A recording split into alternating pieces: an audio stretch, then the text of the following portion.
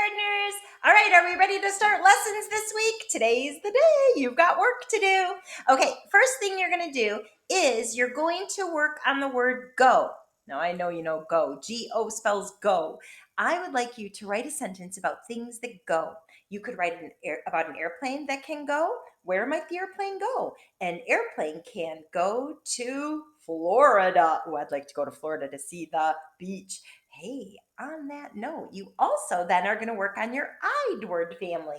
So the I'd word family has the long I. We've been talking about the long sounds of letters.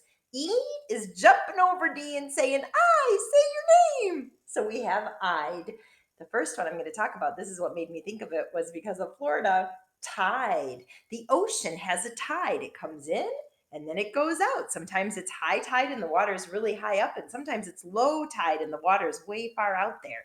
When it's low tide, it's a great time to go look for some seashells. Ooh. There's also, if I change my T to my R, I could get ride. I change my R to my H and I get hide. Oh, we're going to read stories about butterflies. You have to look closely for them because sometimes they hide. Then I could have a side.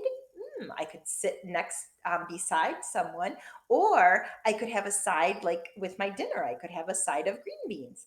The next one I wanted to look at is I took side and I slid a little L in there and I changed it to side to slide.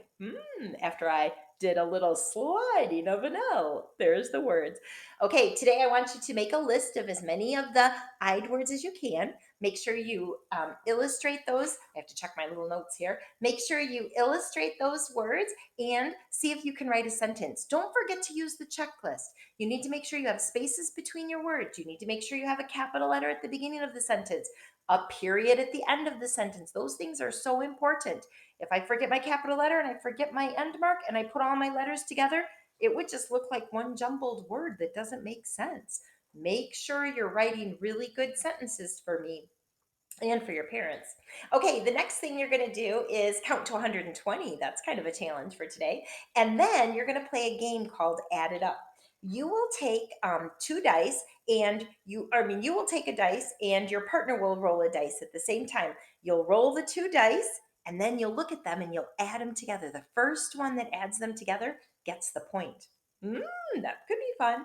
Then you roll it again and drop them. Whoever adds the two dice together first gets another point. The first 1 to 10 points wins. You can do the same thing with takeaway or subtraction. Roll the two dice, take the bigger number, subtract the lower number, and whoever gets it done first gets the point. The last thing you're going to do today is try to look around the house and see what you can find. You could find a piece of paper. You could find some pom-poms. You could find a toilet paper tube. You could find, I know earlier in the week, or not in the week, a while ago, we had where you could roll up cylinders to make a caterpillar. You could do that again. But today you're going to try to make your own caterpillar because we're starting off our science lesson on butterflies. I hope you enjoyed the stories that I read yesterday. And today I'll read some more stories. Have a great afternoon, and I will talk to you later. Bye.